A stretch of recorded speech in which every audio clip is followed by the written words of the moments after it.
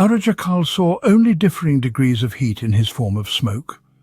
However, he could sense variations that were so minute that his vision was almost like that of normal eyesight in the day, and much better at night.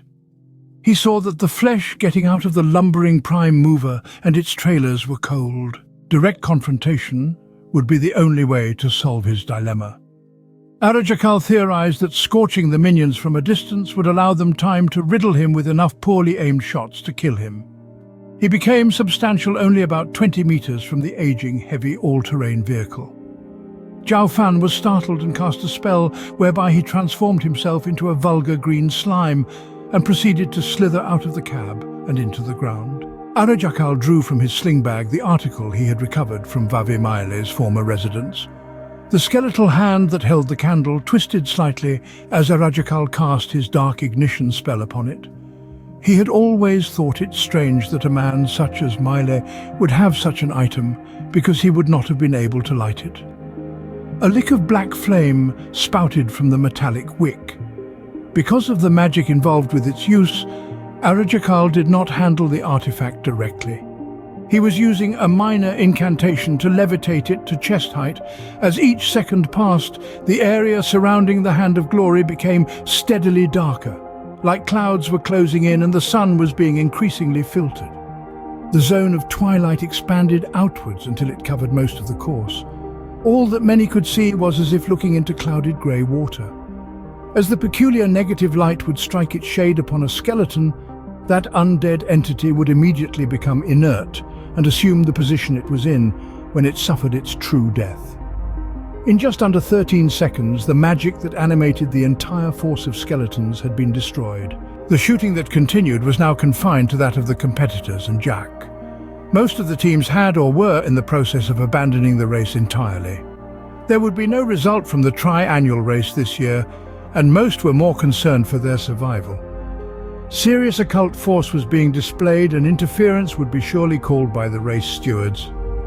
Jack was relieved when from the ground he saw the last of the teams who seemed to be targeting. He and his new friend turned away. "Who are you?" asked Jack. "Ux," was all that Uxolo could manage, as a searing, bright green laser beam about the size of a dinner plate in diameter burned through half his head and right shoulder. The parting shot from the rear of the last war wagon had found its mark, killing Ux instantly. Jack did not have time to become sentimental. He never learned of the connection that Uxolo had with his father. He spoke solemnly despite his intensive pain and simply said, "Thanks again, Ux." Zhao Fan was furious. It had taken great amounts of solicitude and devotion to reanimate that horde. He knew that it would be a great risk to continue with the confrontation without undead and apparently without his dark mystic associate. So he slunk away, only feet beneath the surface until he reached Yulok. "Have you killed him yet?" he screamed maniacally at Jalshaka. "No."